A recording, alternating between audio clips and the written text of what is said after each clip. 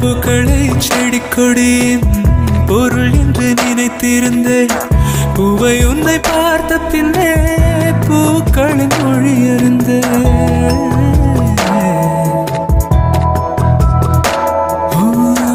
தலையணை என்பதெல்லாம் தலைக்கென்று நினைத்திருந்தேன்.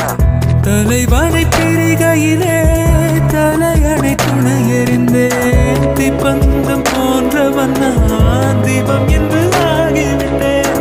புயலுக்கு பிறந்தவன் நான் தென்றல் என்று மாறிவிட்டேன். கருங்கலை போன்றவன் நான் கற்பூரமாகிவிட்டேன். சந்திரனை